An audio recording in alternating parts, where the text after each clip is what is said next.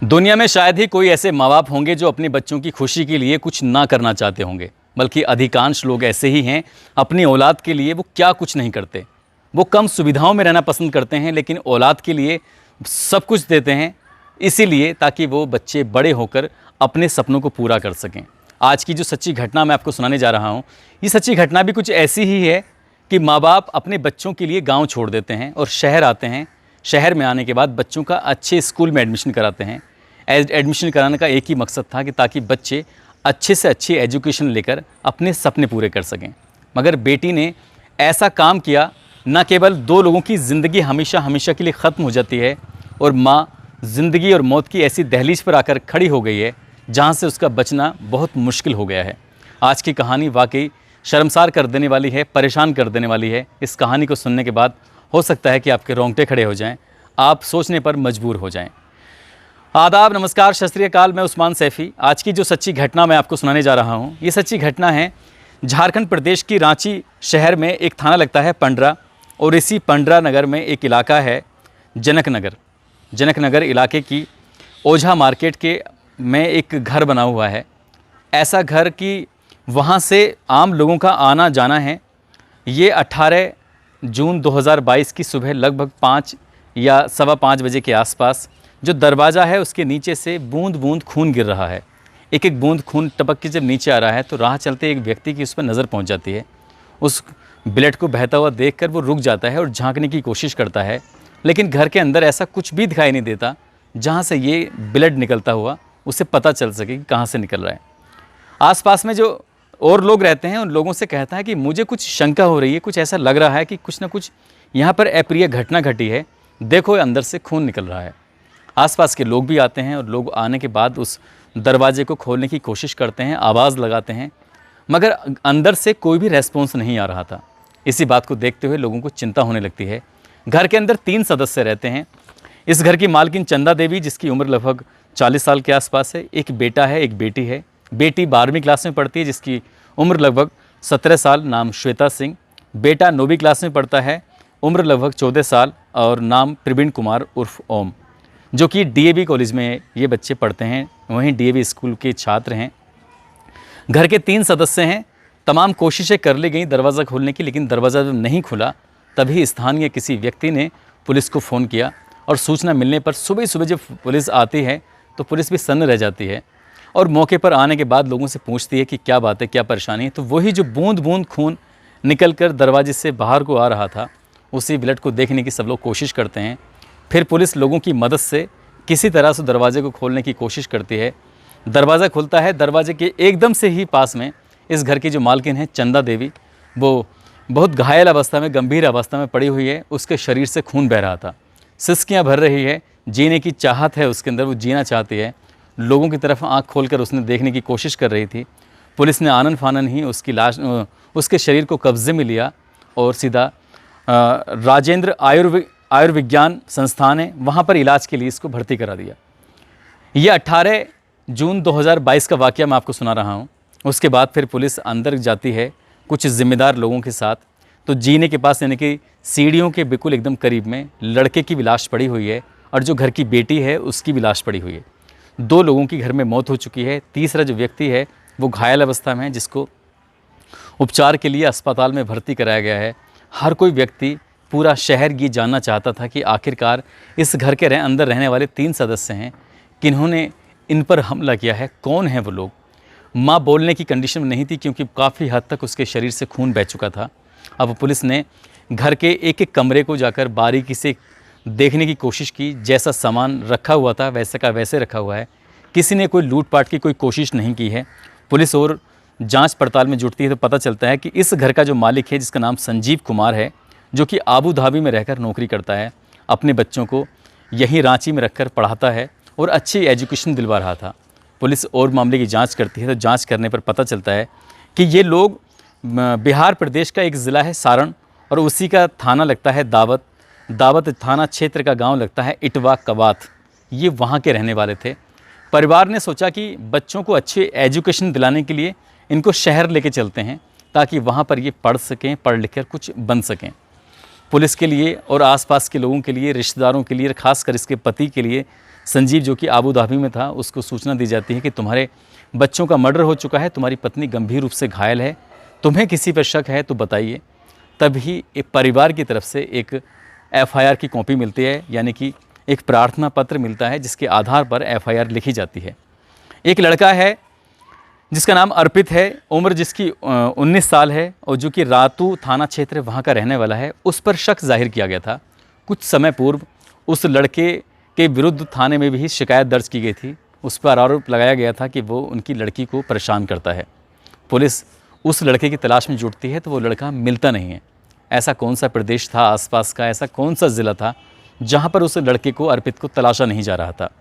चाहे वो बात बिहार की हो, झारखंड की हो, छत्तीसगढ़ की हो या महाराष्ट्र की हो, कई ऐसी जगहों पर उस लड़के की जो तलाश की जा रही थी, एक एक दिन करके दिन गुजरने लगते हैं और कड़ी मशक्क़त के बाद आखिरकार 26 जून 2022 को वो लड़का पुलिस के हत्थे चढ़ जाता है। और पुलिस के हत्थे चढ़ने के बाद जब उससे पूछताछ की जाती है कि आखिरकार क्या बात है, तुम्हारा ही नाम क्यों आता है, पुलिस इस बीच में जब उसे तलाश कर रही थी तो उस लड़के का जो मोबाइल नंबर था, उसकी CDR, ये सब निकलवाई जाती हैं।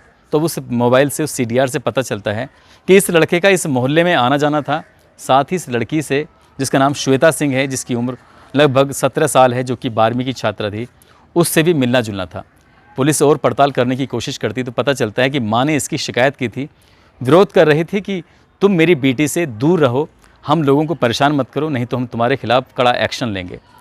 घर परिवार की तरफ से जब तहरीर मिलती है, उस तहरीर के आधार पर इसका नाम आता है अर्पित का, और पुलिस इसको हिरासत में लेती है 26 जून को और इससे जब पूछताछ करती है तो वाकई चौंकाने वाला खुलासा होता है। दरअसल ये लड़का कहता है कि घर वालों ने जितना हम लोगों को रोकने की कोशिश की, श्वेता को, अर्पित को, वो उतना ही मिलने की कोशिश करते थे और वो मौके की तलाश में रहता था रात के अंधेरे में। जब रात हो जाया करती थी तब वो पीछे के रास्ते से सीढ़ियाँ लगाकर किसी तरकीब से घर में घुस जाया करता था और लड़की के साथ जब तक उसका मन करता था तब तक उसके साथ वक्त बिताया करता था। ये सिलसिला काफ़ी समय से लगातार ऐसे ही चल रहा था, मगर हमेशा ऐसे ही चलता रहे ये ज़रूरी नहीं है। 17 और 18 जून की रात लगभग 2 या 3 बजे के आसपास ये लड़का घर के अंदर प्रवेश कर जाता है। फ़िलहाल गर्मियों का बेइंतहा मौसम है, गर्मी के मारे लोगों का जीना मुहाल हो रहा है और चंदा देवी की यहाँ रात को किसी वक्त आँख खुल जाती है। जब चंदा देवी रात में उठती है, उसका एक ही मकसद था पानी पीने का।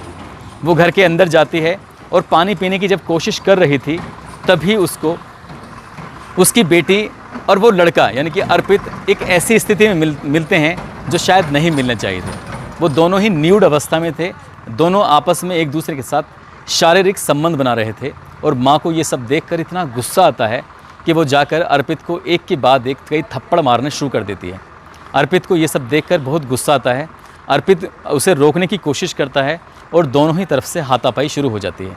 वहीं पास में फ्रीज़ रखा हुआ है, फ्रीज़ के ऊपर एक चाकू था।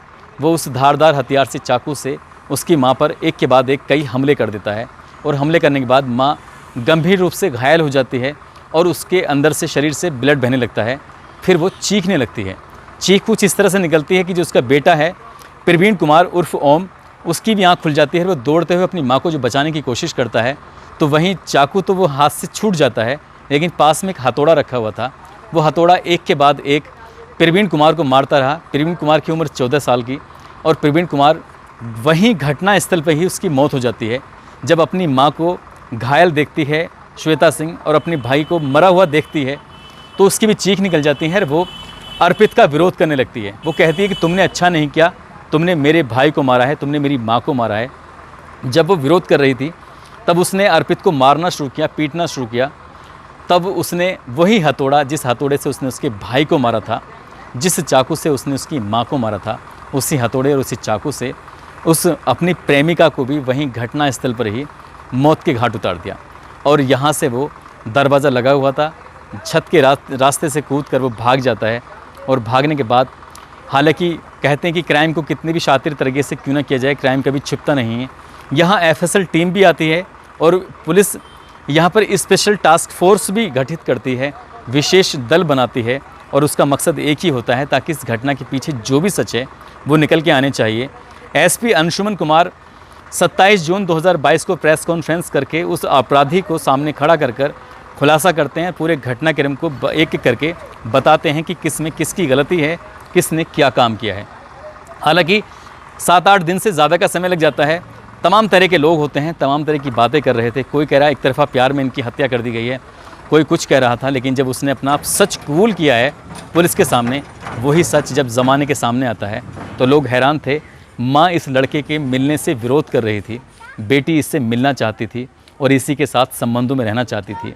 बाप ने अपना गांव छोड़कर इनको शहर लेके आया था ताकि पढ़ लिख कर ये आगे बढ़ेंगे, मगर बाप आबू धाबी में रहता था। बहुत बहुत दिनों के बाद घर आना जाना होता था।